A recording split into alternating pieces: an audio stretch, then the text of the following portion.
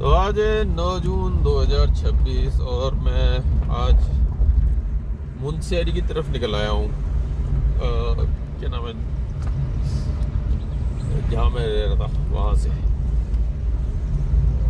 और क्या नाम है, देवलथल, नाम भूल जाता हूँ आज।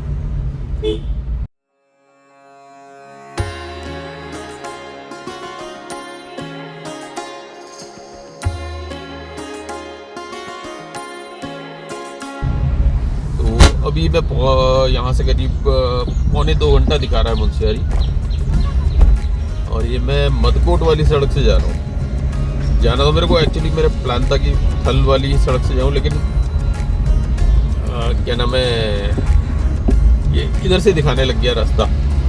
और मैंने भी उस समय ज़्यादा ध्यान नहीं दिया, मुझे लगा थल से ही लेकर के जा रहा था। तो मैं यहाँ पहुँच गया, आगे जाके रियलाइज़ होगा कि ये तो मदकोट से लेकर के जा रहा है। तो इट्स ऑलरेडी टू लेट। ये रास्ता वैसे बड़ा सुंदर है, बहुत ग्रीनरी है, जंगल ही जंगल है और बसे हुए हैं। खैर ये नदी के साथ साथ है, गौरी गंगा नदी के साथ हम बसे हुए हैं।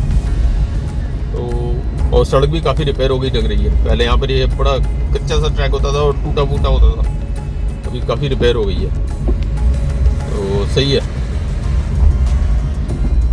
अभी यहाँ से अभी इस समय हो रहा है टाइम जो है 9:15 और ये दिखा रहा है करीब 11:45 पहुँचूँगा। और 11:15 मतलब अगर चलता रहा तो, लेकिन ये बीच में एक जगह बड़ी अच्छी जगह आती है नाश्ता करने के लिए, तो वहाँ पे जाकर के नाश्ता करूँ।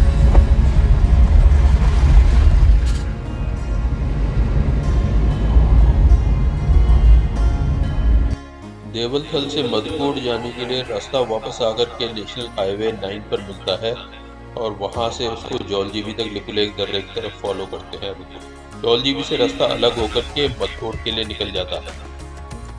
नेशनल हाईवे 9 पर आने के बाद पहले ओगला और अस्कोट आता है, उसके बाद सड़क उतर करके घाटी में चली जाती है जौलजीबी तक। पिथौरागढ़ से लिपुलेख जाने वाली घाटी जो है वो ब्यास घाटी कहलाती है और जौलजीबी से मदकोट की तरफ जो घाटी निकलती है उसको जौहार घाटी बोलते हैं, जो कि मेरा अल्टीमेट डेस्टिनेशन था। ब्यास घाटी में सड़क महाकाली नदी जिसको नेपाल में बोला जाता है या शारदा नदी जिसको भारत में बोला जाता है, उसके साथ साथ जौलजीबी तक चलती है, जहाँ पर इसमें गौरी गंगा आकर मिलती है। यहाँ पर आप दाहिनी तरफ सड़क में चलते हुए नेपाल को देख सकते हैं और बाई तरफ जो है वो भारत होता है। नदी के पार वाला हिस्सा जो है वो नेपाल में आता है। जौलजीबी से दाहिने वाली सड़क जो है वो लिपुलेख दर्रे और धारचूला वगैरह की तरफ को निकल जाती है और बाएं तरफ वाली हमारे मदकोट को आ जाती है, मदकोट मुनस्यारी। जौलजीबी से सड़क पूरा घाटी घाटी ही चलती है मदकोट तक। मदकोट से फिर आगे मुनस्यारी के लिए चढ़ाई शुरू हो जाती है गौरी गंगा नदी पार करके।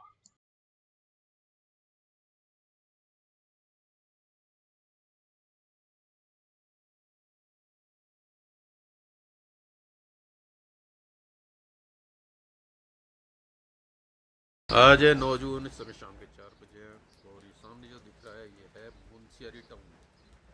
Elevation of 2200 metres. सामने जो है यहाँ पर पांचाचूरी पीक्स है, snow covered peaks, 6.5 kilometres elevation. लेकिन इस समय जो है बारिश हो रही है और कुछ भी नहीं दिखाई पड़ता।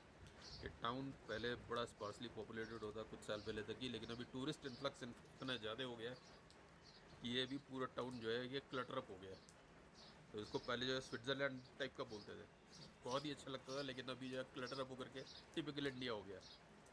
और यहाँ मैं आया था बेसिकली आज सवेरे करीब 12 बजे, और इस इरादे से कि आगे Nanda Devi east base camp की ट्रैकिंग करूँगा। लेकिन मौसम पिछले कुछ दिनों से और आज की आगे की फोरकास्ट ऐसी है कि बारिश यहाँ पर जारी रहेगी, तो ऐसे में फिर वो ट्रैकिंग में मज़ा नहीं आता। आप कर तो सकते हो ट्रैकिंग, लेकिन आपको दिखाई कुछ नहीं पड़ता, सिर्फ आप रास्ते कवर करके जो है वो आ जाते हो और भीगते भीगते, वो भी आधे टाइम रेन कैप डाल करके चलते हो, लेकिन फिर भी भीग जाते ही हो।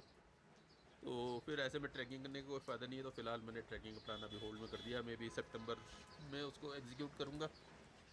तो ये है टाउनशिप और मैं यहाँ बैठा हूँ उस समय सैनिक आराम गाँव में, आराम से। अभी अभी चाय की चुस्कियाँ लेना ख़त्म किया है मैंने और अब शाम को थोड़ी देर बाद डिनर करूँगा। इस समय शाम के बज रहे हैं 4:30 और बादलों की गड़गड़ाहट, तड़तड़ाहट, लाइटनिंग सब हो रहा है। स्पैरोज स्पैरोज खूब सारी यहाँ पे स्पैरो है। इनको मेरे से डर भी नहीं लगता, बिल्कुल पास में है। प्रोबेबली देयर या उनको छेड़ने वाला कोई नहीं है। आजकल वैसे इंडिया में स्पैरोज दिखनी बंद हो गई है, गोरई। तो ये मुंशियारी का रात का दृश्य है।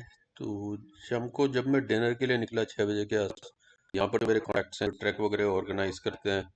उसने मुझे कन्विंस कर दिया कि ऊपर मौसम अच्छा मिलेगा, बारिश यहीं थोड़ा आगे तक ही सीमित रहेगी। उसने ऊपर से वीडियो वगैरह भी मंगा करके मुझे दिखाया कि ऊपर मौसम बिल्कुल क्लियर है। तो मैंने अपना माइंड चेंज कर दिया, मैंने कहा ट्राई मार लेते हैं आगे जाने के लिए। तो आज है ये 10 जून की सवेरे सवेरे, ठंडी ठंडी खुशनुमा, और बादल बारिश वाले ज़्यादातर इस समय लग रहा है छट चुके हैं, और धूप भी झाँकने के कुछ आसार दिख रहे हैं। और मैं ट्रैक जाने के लिए तैयार होकर के बैठ गया हूँ सैनिक आरामगाह के बाहर। और अभी थोड़ी देर में गाड़ी आने वाली है यहाँ से मुझे लेकर के आगे ट्रैक स्टार्टिंग पॉइंट, जो कि एक घनगर विलेज करके नाम का है, काफ़ी यहाँ से है 65 किलोमीटर दूर, वहाँ पर ले जाने के लिए आने वाली है। एक जीप है और साथ में एक पोर्टर भी हायर कर लिया है, जो कि गाइड का भी काम करेगा मेरे को आगे दिखाने के लिए। मुंशियारी से गनगढ़ जाने के लिए रास्ता गौरी गंगा नदी के साथ साथ बर्फीली चोटियों के बीच से घाटी में होते हुए ही उत्तर की ओर बढ़ता जाता है।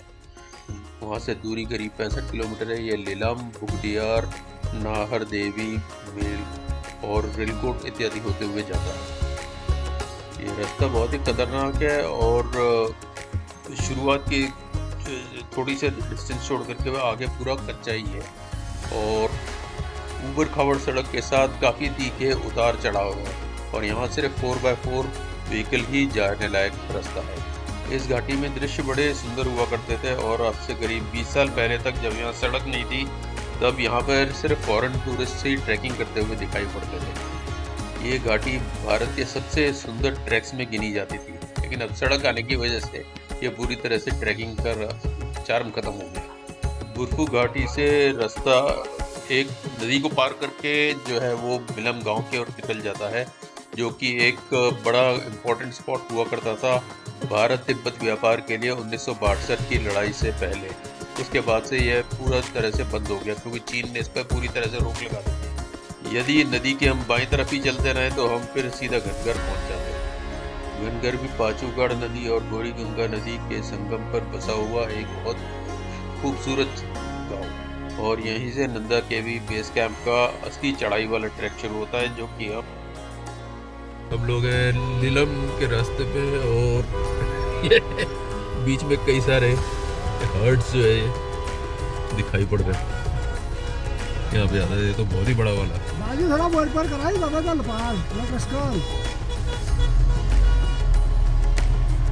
ये सारे जा रहे हैं इस समय ग्रेजिंग के लिए हाई ऑल्टीट्यूड्स पर, और अगले 3-4 महीने अपने शेपर्ड्स के साथ ये वहीं रहेंगे और फैट बिल्डअप करेंगे, और उसके बाद जो है फिर इनको नीचे लाया जाएगा और मटन वटन के लिए सेल कर दिया जाएगा। साथ में इनके पूरे शेपर्ड डॉग्स भी हैं, तो ये भी कैमरा में तो नहीं आ रहे। तो अभी समय हो रहा है 11 बजे करीब, और हम मुंशियारी से पहुंच चुके हैं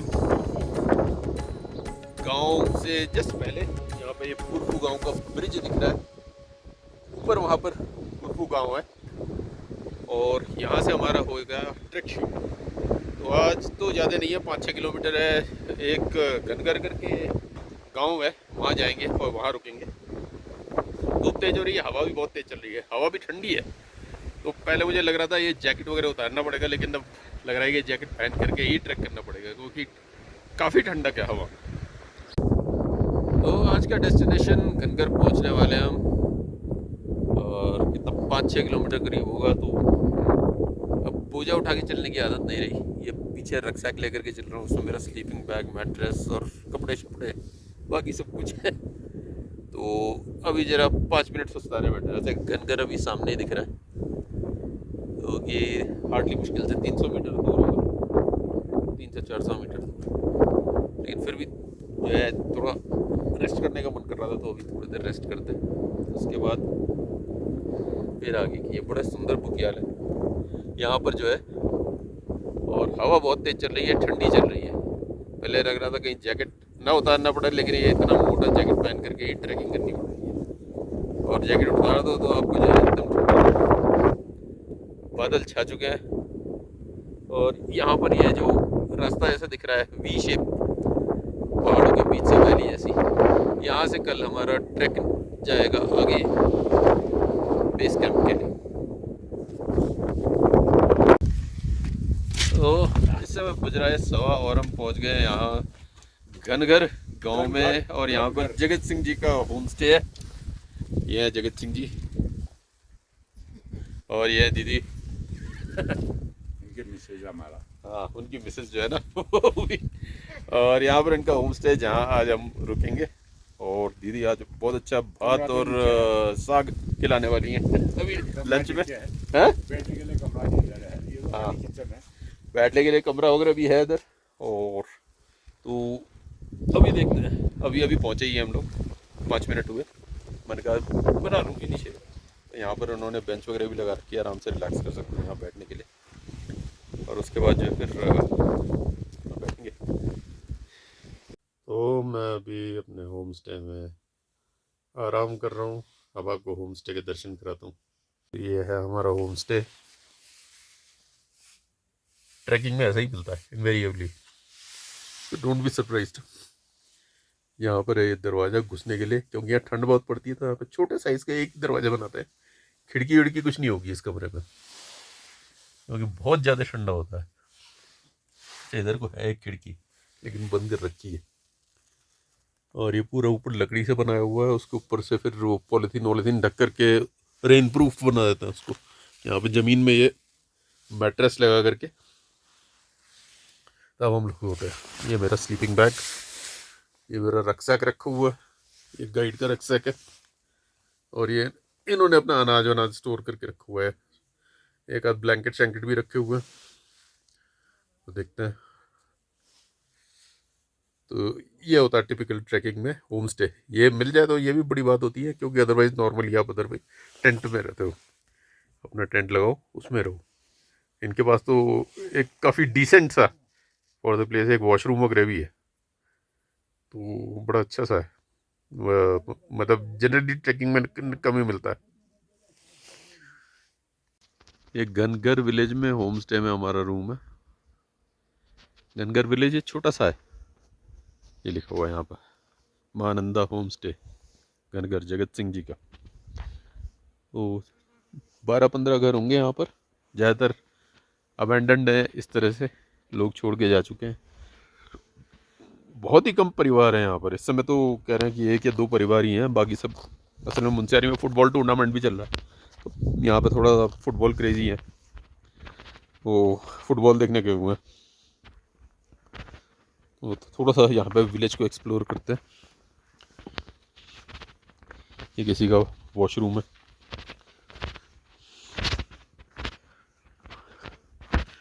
यहाँ पर ये काला जीरा जो है ना, ये जो पौधा दिख रहा है सफ़ेद फूलों वाला, ये काला जीरा है। काला जीरा, गंदरेणी और क्या नाम है जम्बू, और ये सब नेचुरली होते हैं यहाँ पर।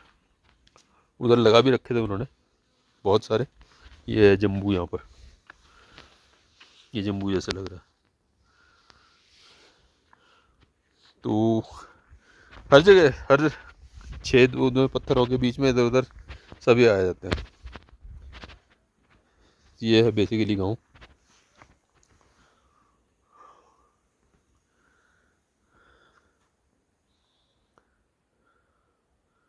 और वो है रास्ता कल जहाँ हम ट्रैक जाएंगे उसका। और अभी वही बादलों वाला मौसम हो गया। सामने एक ये बड़ा सा बुग्याल है जहाँ पे गडरी जो है अपनी भेड़ों को छोड़ देंगे। और सामने बर्फीला पहाड़, ये मिलम गांव इस तरफ को है आगे। यहाँ से पता नहीं दिखाई देगा नहीं दिखाई देगा। यहाँ पे जो मकान है, यहाँ पे ये घर जो है बिल्कुल पास पास और पतली पतली गलियों वाले बने होते हैं। साइंटिफिक रीज़न है बेसिकली, यहाँ पर हवा ठंडी और बहुत तेज़ चलती है। तो बेसिकली प्रिवेंट करने के लिए जो है ना अपने आप को ठंड से, यहाँ पे घर इस तरह से बनाए होते हैं कि जो है आपका हवा का असर कम हो। तो ऐसे ही राजस्थान में आप जाओ तो जैसलमेर में गलियां गलियां जैसी दिखती हैं। वहाँ रीज़न अलग है। वहाँ रीज़न है आपका बेसिकली गर्मी से बचने के लिए, धूप और लू गर्म हवा जो चलती है उसको रोकने के लिए। तो ये है, ये सामने जो है दूर पांचू विलेज दिख रहा है और उसके बहुत पीछे जो है दूर वो मिलम गांव दिख रहा है। यहाँ पर एक ये मंदिर भी है सामने, इस तरफ भी एक मंदिर है। मेरे ख्याल से गांव के मंदिर होंगे।